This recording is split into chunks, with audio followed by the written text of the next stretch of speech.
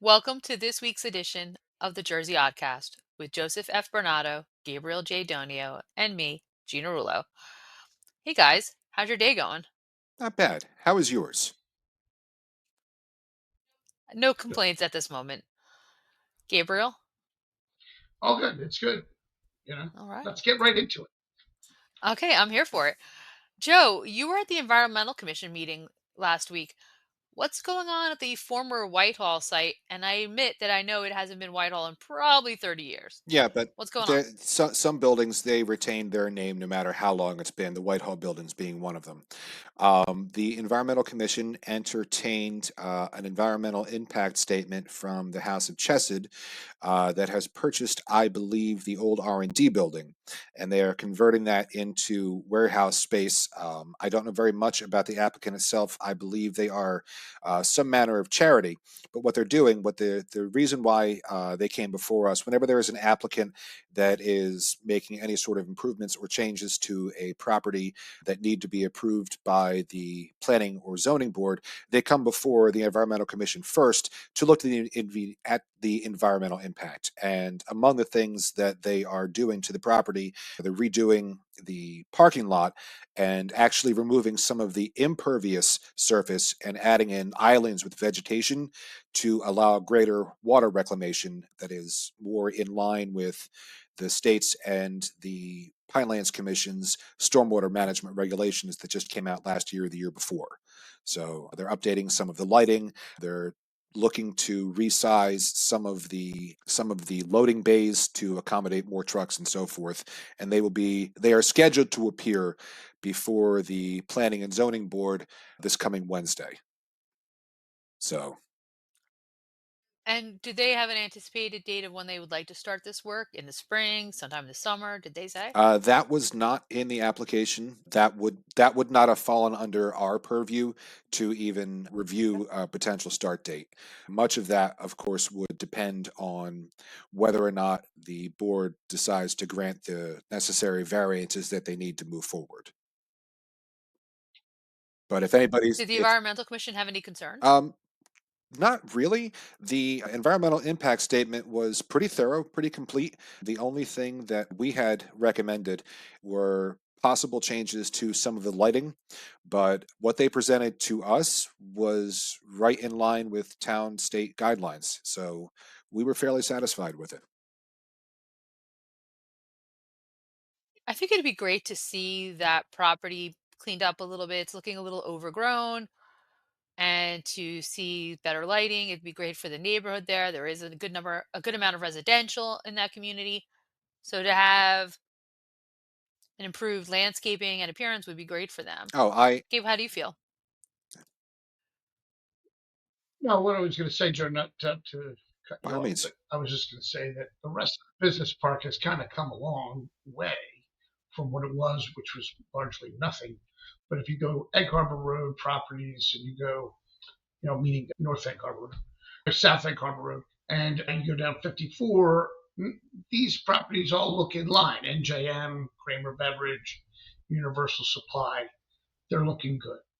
Grant Street right now is a bit behind that, and I think it would be great to see it back in line with these other industrial park properties. At one time, Whitehall was a jewel of that industrial park. Maybe it can be again. No, I was actually going to echo those sentiments. We had talked a couple of weeks ago about warehouse facilities and industrial areas and trying to build back up what we once used to have, in line with modern land use and zoning, and to see life come back to a building that once used to be absolutely bustling.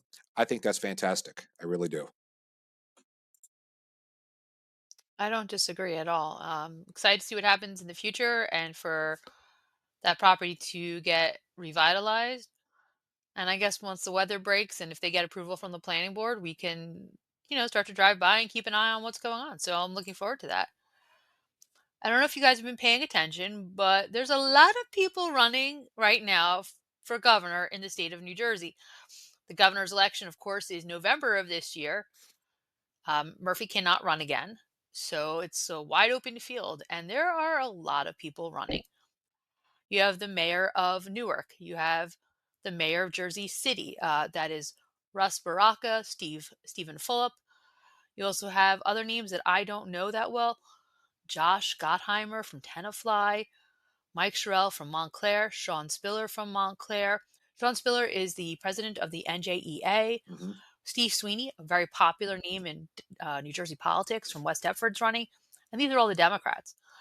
From the Republican side, you had John Bramnick from Westfield, Jack Chitterelli, who is well known in Hamilton. He's always in town. He was just in town last weekend at the Silver Coin Diner buying Girl Scout cookies and at the Our Lady of Mount Carmel Society annual venison dinner. Ed Durr from Logan Township, Bill Spadia from Princeton. He is really well known for being on NJ 1015. Bill Spadia has consistently been fair in who he criticizes, pretty much Democrats and Republicans. Hmm. He is well known for that, I would say.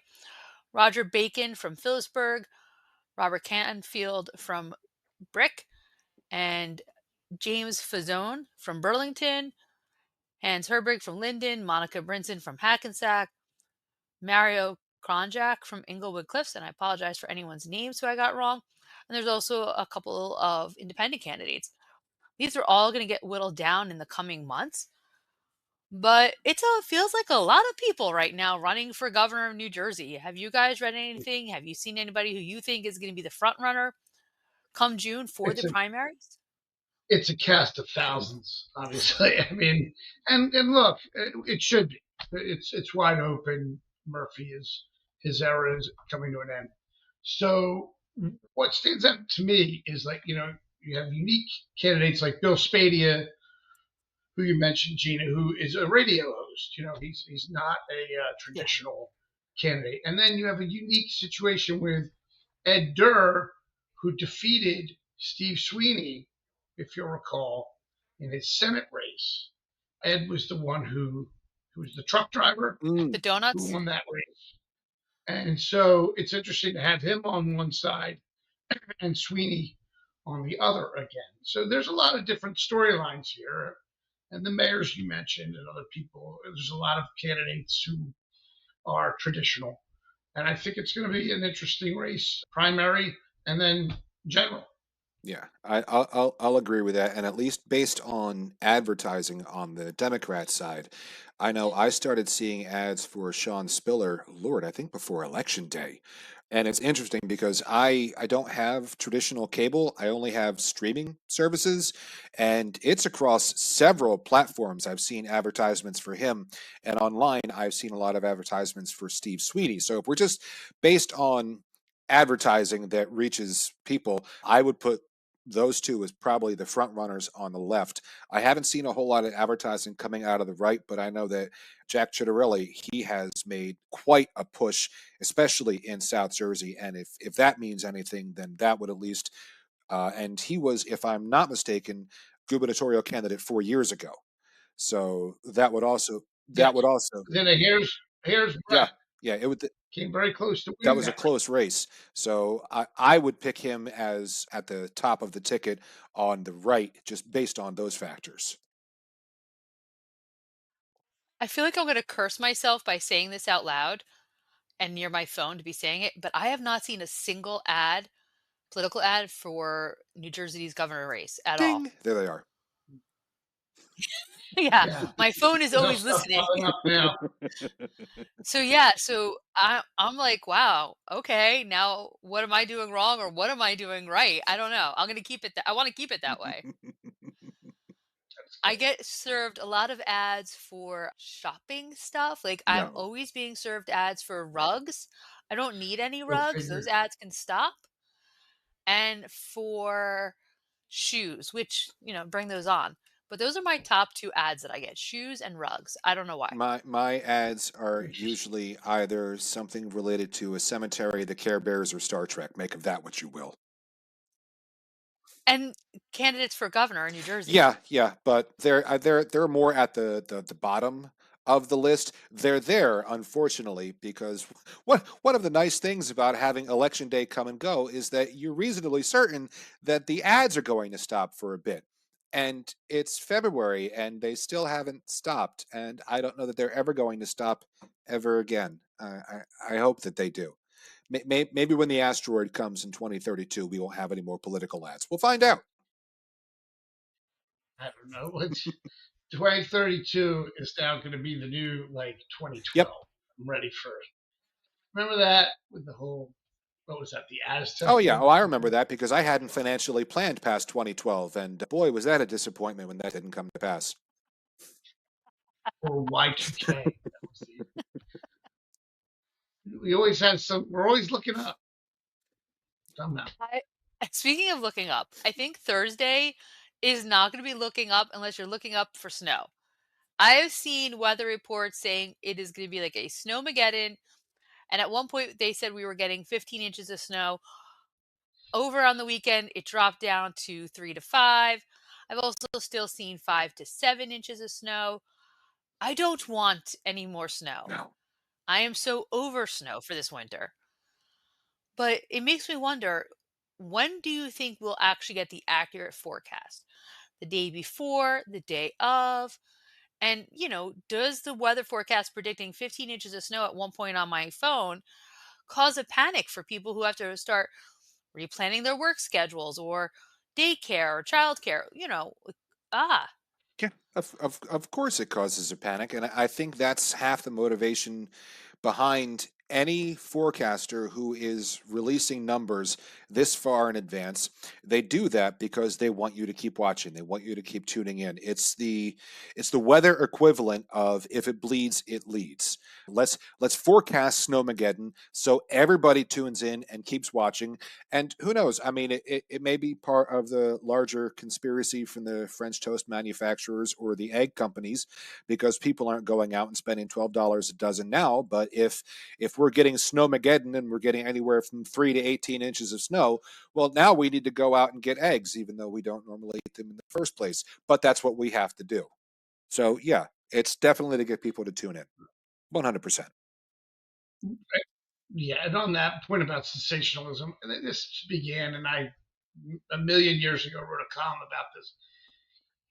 With a local television station naming winter storms, and I just said this is complete alarmism to make it sound like a hurricane Yeah. because it's a winter storm. It's 4 inches of snow. Winter Storm Joe is going to come and drop 4 inches on us. Wow. Well, and then I thought it was over. And then the Weather Channel. Here we go again with naming winter storms. This, in addition to everything Joe said, terrifies people into thinking it's much worse than it is. And yeah, if you're going to go out there with 10 inches or 15 inches, I mean, it's almost absurd. And then reduce it to 3 to 5. Why would anyone believe you ever or trust you ever after that? Yeah. Like after 3 days ago you told us 10, now it's 3 to 5. I I don't know. But on a lighter note, I also believe in the grown up snow day. All the kids get to have them, but I think it's time we really institute a thing where grown ups could just take a day of work off, have a snow day, go sledding with the kids, enjoy yourself a little bit. I think it should be a paid day, by the way, even, if you do it. even with the, ability to work remotely for so many jobs. Oh, not everybody works remotely. The whole purpose of a snow day, in the old fashioned sense of the word, is that you feel like you're because of the weather serendipitously not going to have to do the stuff you normally would have had to do that day in You're school. gaming the Yeah. system. Well, and so yeah, there's a certain fun in that. That only works if you actually were going to go to work. I don't. There's no real snow day if you're at home. What's the point? Oh, I'll just turn the computer off and I'll go into the other room. That's not really the same thrill. No, no. What is the perfect snow day for you, Gabe? It's just a break. Like an unplanned break. Are you going And sledding? Are you gonna, become a couch you potato and don't watch necessarily movies have all to go day with sledding. You Fenway? can stay home and just watch a movie or do something that you normally would not have done because you would have been working. I'm just saying, every now and again, an unplanned break is a good thing. Back me up on this, Joe. What do Oh, you no, think? absolutely. Especially, when we were younger and weather forecasting was essentially we might have snow on Wednesday. And, back before there were computer models and there used to just be little magnets of clouds up on the weather map and so forth.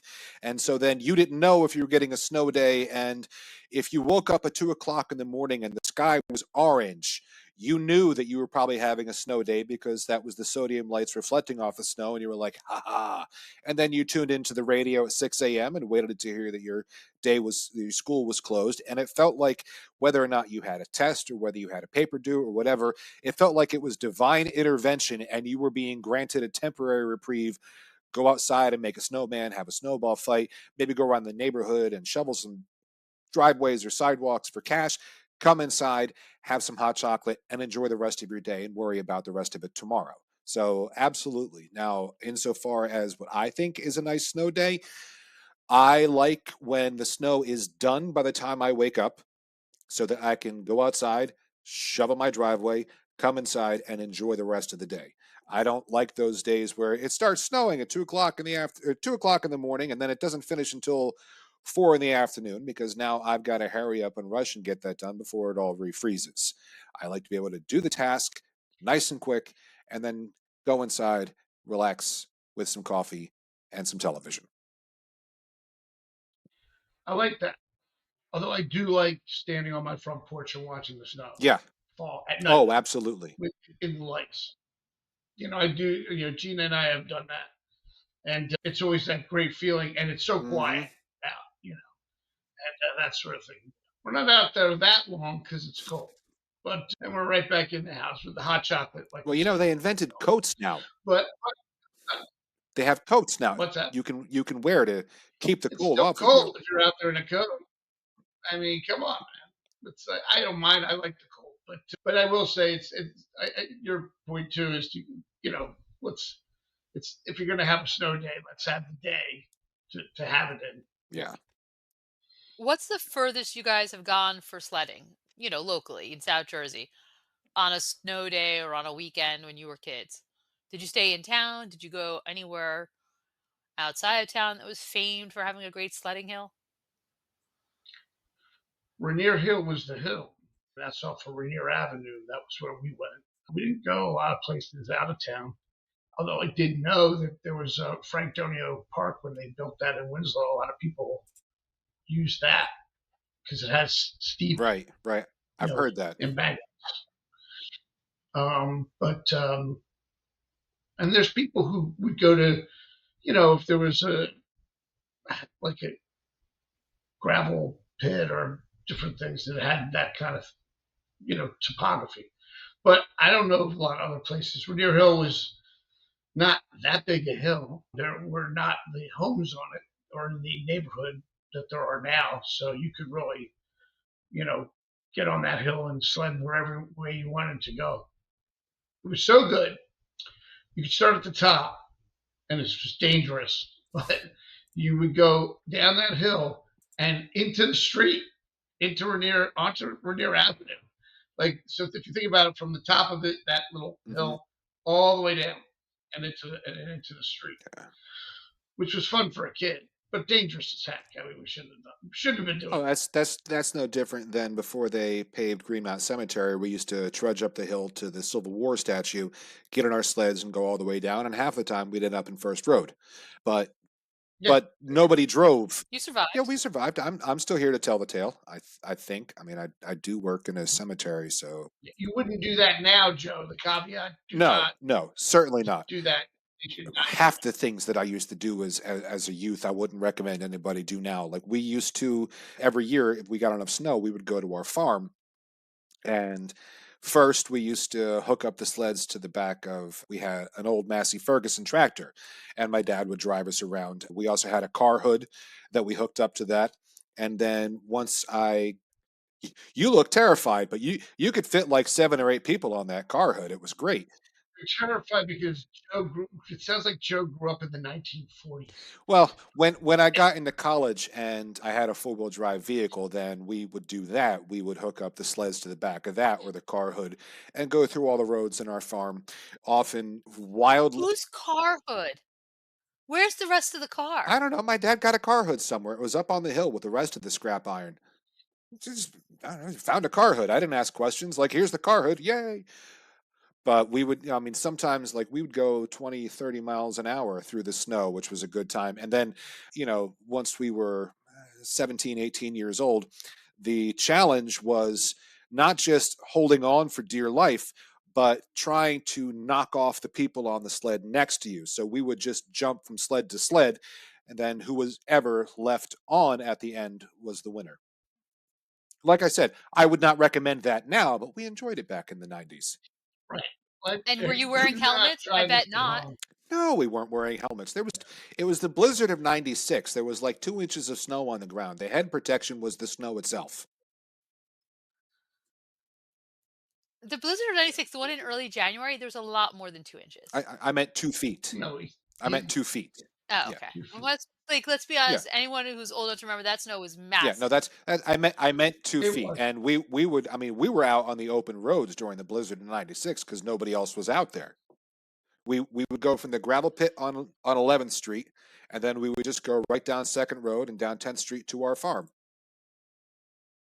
Okay. Yeah. Well, today that blizzard of '96 would have had somebody's name. Oh yeah, yeah. It wouldn't have been the blizzard of '96. It would have been that. So I'll end on that note. Bomb Maybe we can Cyclone do this. I'll Harold. throw this out to the viewership. What's that? Bomb Cyclone Harold. Yeah. Yeah, exactly. I'll throw this out to the viewership. Let's start naming the old blizzards. We'll give them names. Go back to 78, 96. Give them a name. Why not?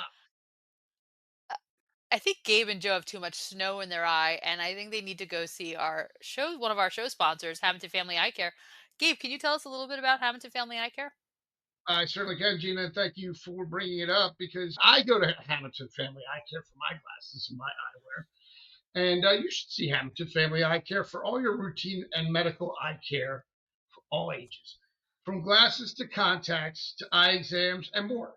Visit Hamilton Family Eye Care at Peachtree Plaza, 80 South White Horse Pike in Hamilton. Call 609 567 7479 or go to HamiltonFamilyEyeCare.com for more information. So there you go. Thanks, I mean, thanks, Gabe. thanks to Appreciate Hamilton that. Family Eye Care for being one of the sponsors of the Jersey Oddcast. In other news, Hamilton Police Chief Kevin Friel, who is also the president of the Atlantic County Association Chiefs of Police, was mentioned in a recent press release from the Atlantic County Prosecutor's Office. The Blue Envelope program's primary goal is to aid drivers with autism spectrum disorder, or ASD, with documentation and education about what to do during a motor vehicle stop. The Blue Envelope program also helps the police officer by identifying those with ASD and guide them on how to interact with that individual. The program was created to enhance communication between the police officer and a driver with ASD. The blue envelope itself is a resealable and convenient place to keep all a driver's documents, including the driver's license, vehicle registration, insurance card, and a family emergency contact card. The person with ASD will hand the blue envelope to the officer upon a motor vehicle encounter. In the press release, Chief Friel said, in 2023, Atlantic County Chiefs began this initiative with the goal of bridging the gap in communication and building empathy in the community for individuals with ASD. Now, with the prosecutor's collaboration on the Blue Envelope program and the upcoming replacement of the Special Need Registry with the National Public Safety Alliance for Individuals with Disabilities program, it will ensure Atlantic County law enforcement is doing everything possible to ensure fair and equitable treatment to our citizens. And for more information, you can reach out to Atlantic County Prosecutor's Office on their website or contact the Hamilton Police Department for more information since Chief Friel is leading this program. What do you guys think about this? It's Yeah, positive. I think I want to see something. I think it's a great idea, actually. I think it's fantastic. And I like to see one of Hamilton's officers taking the lead on this. A lot of people know Chief Friel for his community activism. I mean, I've known Kevin for almost 30 years. He's always been super involved in the community, whether it's at a cruise in Main Street or one time my keys fell in a storm drain and he helped me get them out with a hanger. It was like pretty amazing. So always gonna be super grateful for that opportunity with Chief Friel. So I think this goes to him as a person and how he's treated his police career for the most part is to be very community minded. So I'm Absolutely. not surprised to see this coming from him.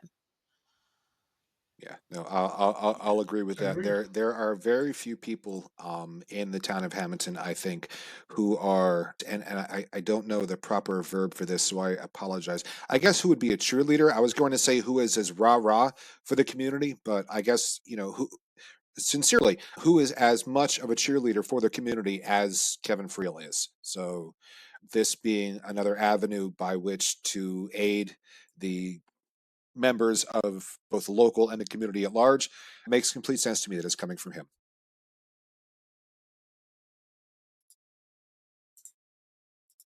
Also, we have the Atlantic City Air Show possibly moving to Wildwood this year. I don't think we had the air show last year, but Wildwood is said to be having an air show and might be called Wildwood's Thunder Over the Waves. What do we think? What do we know? Where, like, when will we know for sure if we're going to have it? I get a sense we're going to know a little further into 2025. I don't think we're going to Okay. know immediately or right away. And what we do know is that Wildwood, with its barefoot country concerts, with its promotions, and wanting to do this, just saying, we'll do it, and being opportunistic. AC had concerts on the beach. They do not. As of last year, I don't think they're scheduled yet this year, but that can be in flux. But last year, they didn't do it. The air show was a big thing for Atlantic City. I just think that Wildwood is taking advantage of the fact that it's got a large beach, it's got a lot of promotion and a lot of motel rooms, and it wants to put everything together with its attractions and with the boardwalk, with its downtown, and keep getting people down to Wildwood. So I think the story is here. It's not a done deal, but good for them for trying to get something like this for their city. I've always been a little afraid of the air show because of the number of people on Atlantic City and then trying to figure out how I would leave Atlantic City after the show was over. I hate traffic. It's a well-known secret that I abhor it. I find it offensive, and just the idea of sitting in that much traffic is scary to me. I guess if I was down in Wildwood on the island, I would be like, okay, I'm gonna spend the whole weekend here or the whole week here. It won't bother me as much. I won't think about coming home. Atlantic City, I feel like, okay, I could just go home. So maybe that's a difference. And I recognize this may not be like the traditional Atlantic City air show, maybe not the same participants, but they're gonna have some, they might have some level of air show this September, it looks like. So that's exciting and I'm glad to see it. And I wish everybody well who's gonna be doing the traffic and sitting on the beach for that. I just don't know that it's gonna be me. And also it's gonna be tremendously loud, I I imagine. would imagine. Yeah. Yeah, it has all the things you like, Gina. It has loudness. It has a lot of physical people and traffic. Yeah. So yes, I don't know, but guess what, Wildwood? Gina's not going to be coming anyway, so you don't have to Yeah. worry. I don't want to downplay it. Joe, what do you No, think? have a great time. It's just, Yeah, it's not for Yeah, her. no, no. I'm the same way. I've never much been a huge fan of like outdoor festivals, outdoor concerts, outdoor air shows. They've never really been my thing. I like watching videos of the air show. I think it's neat, but same thing. Like that's an awful lot of people. And if somebody else is driving, hey, great, fantastic. Then I just have to sit in the passenger seat and not worry about it. But if I'm the one that has to drive in and out of the city, I mean, I used to work in Atlantic City 20 years ago, and one of the happiest days of my life was when I realized that I never had to drive into Atlantic City again unless I wanted to, because the traffic just aggravated me to no end. It's nice. It's a grid pattern for the most part. You know that you're going to stop at every intersection. That's fine. It's almost impossible to get lost in the main strip. But if I don't have to deal with that traffic, I am not going to do that. And so the same thing with Wildwood. I hope it does well. I hope it comes to Wildwood. I hope that there is an air show because that has been a massive draw for the Jersey Shore for a very long time, and there hasn't been one in Atlantic City for the last couple of years. So if Wildwood can pick up that baton and run with it, I think that'd be a real feather in their cap.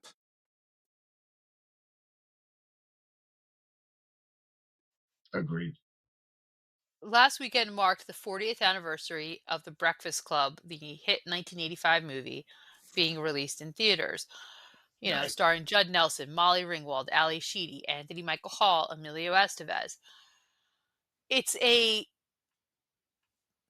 pinnacle film, if you will, for the Gen X people, of which all three of us are. It's a John Hughes movie. If you know his movies, you generally love his movies. But this is not my favorite movie, but I do recognize its impact on our culture, especially, kids who were grew up with that era, everything it was so you have the jock, you have this girl who's an outcast, you have the popular girl, the smart, like, all of those stereotypes it covered, and the music was great. Hmm. How many times have you guys seen The Breakfast Club? Where does it rank in your top 1980s movies? What do you guys think? I don't even know. I'll let I Joe don't even start. know that I could count how many times I've seen it. Dozens. I've seen it absolutely dozens of times. Really? Yeah, yeah, love it. You'll love that Yeah. movie. Now, okay, it's 40 years old, which means that I was 7 when it came out, and I was probably 8 by the time it made its way to cable. And like most movies in the 1980s, I had no business watching that movie when I was 8 years old, but I did. Some of it I didn't understand, obviously, because I was 8. I probably expanded my vocabulary greatly because of that film, but it just I identified with Anthony Michael Hall's character. Brian, was that his name? I think Brian. Yeah, the smart kid who really didn't fit in, felt a whole lot of pressure from other groups here and there, and like it just it spoke to me a great deal, and I recognize that there are parts of it now that when viewed through a modern lens, you're like, John Hughes, what were you thinking? But in the 80s, it was a bit of a different time. It would be like trying to gauge a film from the 1940s through the lens of the 1980s. If you look at it and appreciate it in the era in which it was made, with those caveats going in, I think it stands up, and I think it stands up well. And that was the movie that really started my absolute love for Molly Ringwald. Love her. Uh-huh. Good to know. Gabe? I've seen it 3 times.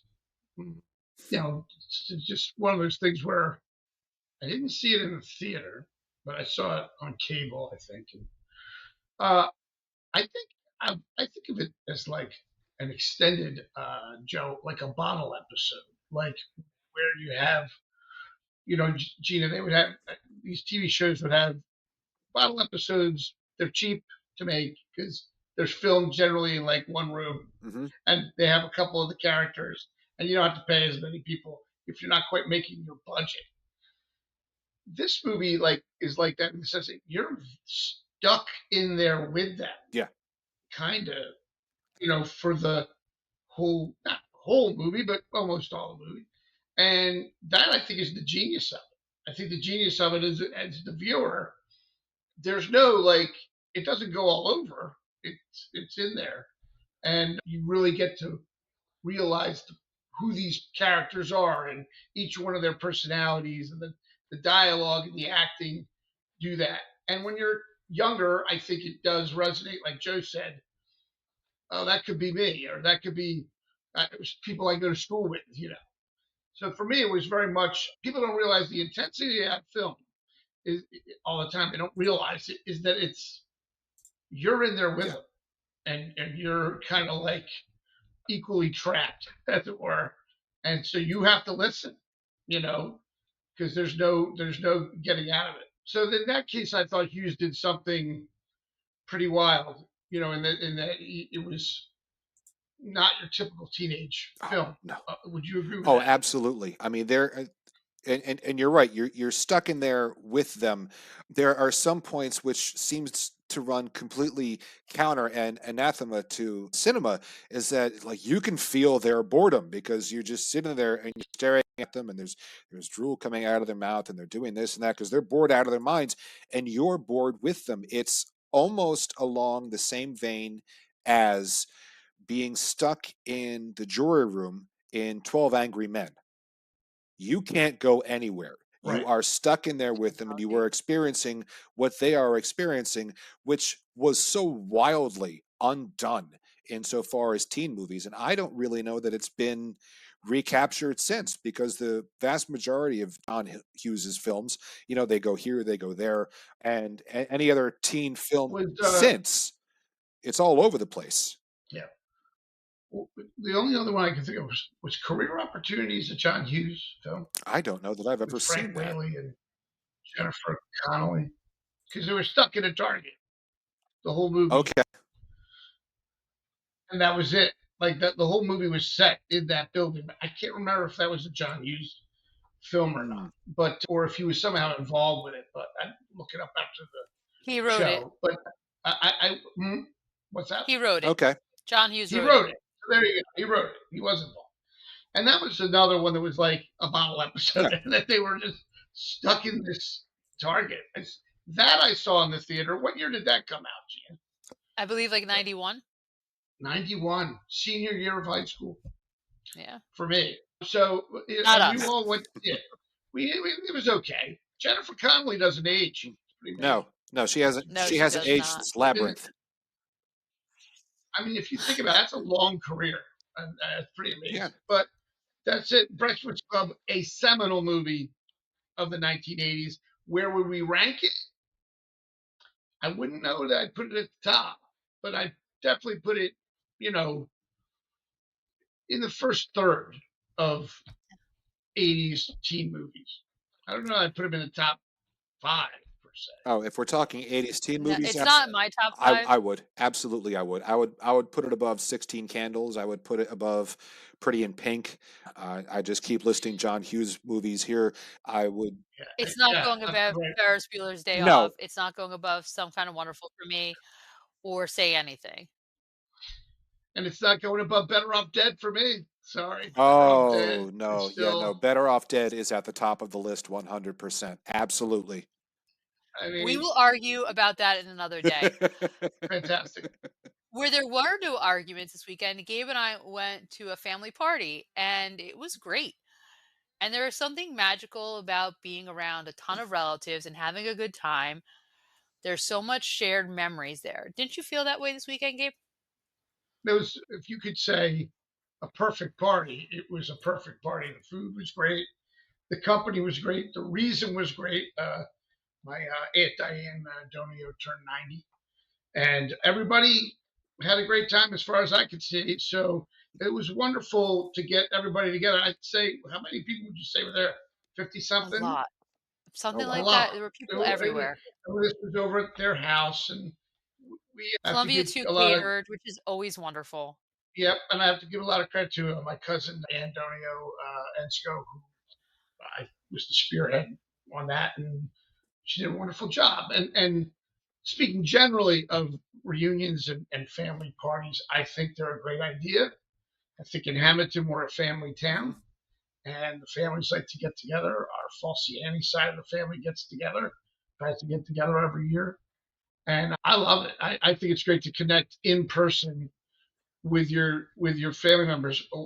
I guarantee you will not see a lot of people looking at their phones or screens. You're going to see a lot of people sitting with people and talking and enjoying each other's company. What do you think, Oh Joe? no, absolutely. You might see the younger kids who don't know what's going on, but the whole purpose of a family reunion or family party like that is to sit around and tell stories that you may or may not have heard about this particular family member or that, or it may be a story that Uncle Zed tells at every gathering. but he tells it so well that you look forward to it. It's like returning to a favorite novel or returning to a movie that you've watched over and over. And just being able to spend time with people you may not normally see, it gives you something to look forward to. And it builds a lot of memories that other families may not have the privilege of creating with their families. So they're absolutely something special. Well, I know I'm looking forward to the next one. It should be a good time. I love seeing all the old photos, and I asked people at the party, and I was like, "So, what's your favorite memory of this house?" Because it was at Aunt Diane's house, where she's lived for many years, and everyone had a different story, and it was wonderful. And that to me really showcased the love people had for Aunt Diane, for the family gatherings, and all the memories that that house has held over the years. And it was great because there was a younger generation who played video games in the same room that Gabe and his cousins played video games, but there's 25 years in between them. And I thought Yeah, that let's was really say there was a big gap between Atari and Intellivision and what they were playing years after us. Yeah. There's this whole discussion of what did you play, and it was neat to hear what they were doing with the Nintendo and game systems and things like that. And that what we had done, with B-17 bomber on um Intellivision. Watch out for flak. So there's those of you who have a certain age may remember the game, but it was interesting because so much changes, but so much stays the same. In that room where we played those video games, there was a new floor down and different things. But in the old pictures, there were the pictures of the drapes, and the drapes were the same. And the picture was from 40 years ago. So it's kind of a neat thing when you can go back in time and have some of the people who were there Yeah. still be around. It's a great feeling. Yeah. in other news, a Hamilton graduate was arrested. Joe, can you fill us in? Absolutely. Two individuals have been charged in connection with the death of the 2-year-old, one of them Hamilton grad. 35-year-old Amanda Schools, who, according to her Facebook page, is a 2008 graduate of Hamilton High School, and 28-year-old Tyler Sullivan were arrested for the June 2024 death of School's son Ashton. According to a press release by the City of Woodbury Police Department, both were charged with aggravated manslaughter, reckless manslaughter, endangering the welfare of children, and possession of a controlled dangerous substance. They were arrested during the week of January 27th and were lodged at the Salem County Jail. Yeah, I'm sorry to hear that. I'm definitely going to be following that as it moves forward through the court system. Again, not news that we want to hear coming out about a Hamilton grad, and we'll see what happens going forward with that. In much more positive news, I would say, Atlantic County has announced a bunch of grants that went to nonprofits in the county. 26 nonprofits were regranted a total of $206,000 to the New Jersey State Council on the Arts. And another four nonprofits were regranted a total of $15,595 through the New Jersey State Historical Commission. Those receiving the Historical Commission grants included Art C of South Jersey, the Great Egg Harbor Township Historical Society, the Historical Society of Hamilton, Liberty and Prosperity 1776, Inc. Those receiving arts grants include, but are not limited to, the Borough of Buna, the Atlantic Pops Community Band, the Eagle Theater of Hamilton, the Hamilton Arts Center, the Hamilton Revitalization Corporation, the Mays Landing Egg Harbor City Rotary Foundation, Mud Girls Studios, the South Jersey Wind Ensemble, and Stockton University Murphy Writing. And the full list is available on the county website. I'm curious as to why the county doesn't list how much each program receives. If you average it out, maybe it's about $10,000 each. I would hope that they'd be relatively equal, but I'm not sure. Did you guys read the release on this yourselves? I saw the release. I saw it had no numbers. I think that it is critical that in the future the numbers are there because it's just important for everybody to know. Okay, and I can understand maybe some people. Oh, why did this person get X amount of thousand more than I did. What matters is that the county is making an effort to try and promote these things with its dollars, and I think that that's the main thing, and I think they should be proud of what they give out. Yeah. And I feel like, and I may be wrong, but I feel like previous years those numbers have been released. I may be incorrect with that, but I feel like I have seen those numbers in the past. I know that in previous years, there were times when I requested it and made a request for those numbers if because they were not released directly. Okay. So, but that is a long time ago, and that's my best of my memory to that. May not be their normal practice, you know, Hmm. but we shall see.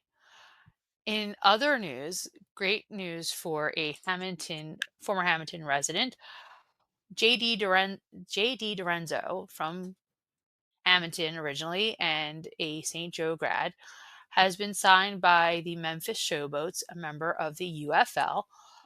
Dorenzo was picked up by the Panthers or signed by the Panthers, I guess you would say. He was in 2023, he was released in 2024, and now he's going to be playing with the Memphis Showboats. He's listed on their website. Uh, this is super cool. The UFL is a professional spring football league. It started like a year ago. So maybe we will get to see JD Lorenzo move back into the NFL. Really don't understand how it all happens. But I love to hear good news about young people from Hamilton. It just really brings a smile to your face. What's nice is that for every young person out there who's playing a sport, boy or girl, for anyone who's in the arts, anyone who always like to highlight for academics. Hey, look, here's someone grew up here doing something on a high level, and that's something to look up to as an example that you can come from Hmm. here in Hamilton, 15,000 people, and do things on a higher stage. And I think sports is one of the Yeah. stages, and we wish him well. We absolutely wish him well. Yeah. In odd news, or I should not say odd news, in odds and ends, did you know that the Passaic River in Patterson was the site of the first submarine ride in 1878 by its inventor, John P. Holland? Hmm. Like, so random information that I find on New Jersey. Love odd New Jersey news. That's odd. Yeah. I I find it interesting also is that that was, you said 1878. If I'm not mistaken, Yes. Jules Verne's classic 20,000 Leagues Under the Sea was released as serialized fiction, if I remember right, between 1869 and 1870. So one has to wonder, like I often do when there is an invention that was telegraphed by science fiction years before, did this inventor read Jules Verne and go, I can do that. I can absolutely do that. Like I wonder if that's what inspired It, him. it goes on. It goes on. Like The the clicker communicator. thing in your Star Trek? I'm sorry. That's it. The communicator Did you say the in Star clicker Trek, the thing? flip phone. She says Yeah. the clicker. Yes. As a matter of fact, the inventors of the cell phone Yes. said that they were directly inspired by the Right. communicator on Right. Star Trek. Right. So it's I mean, that's something. yeah.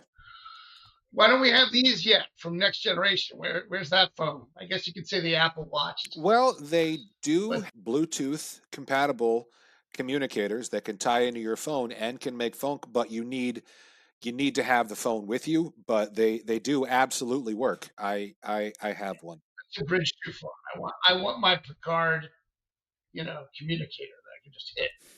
I want the shower from the Jetsons. Like you just go right through, it does everything for you. Boom, you're in your clothes, it's done. That's what you want from the Jetsons, Yeah. not the Fudaraca or the No. I really. mean, I want everything from the Jetsons. I want the apartment in the sky, wherever it is they lived. I want their transportation. I'll take the Futuraka cycle.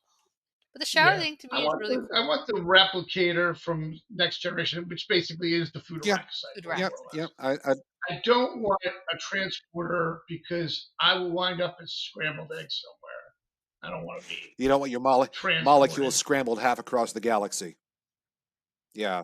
Thank you, Bones. Well, But But yes, staying with the shower theme for our odd poll question of the week, when do you all shower? I am a nighttime shower person 90% of the time. I like to go to sleep in clean clothes, all nice and fresh, get rid of the day, put it behind me, and boom, go to sleep. Gabe, Joe, when do you guys shower? Let's get personal for our listeners. well, I'm going to say it's mornings because I just want to start the day that way and be fresh as a daisy for the rest of the day. I mean, like, look, I don't like. I'm doing sales calls all day long and doing different things all day long, and I prefer to be showered first, and then I go out. But everybody's different. Joe, how are you? I normally get showered after work. The vast majority of what I do is manual labor, and I often get quite dirty at work, and it doesn't make sense to me, and unless it's been like a hot night and I need a shower.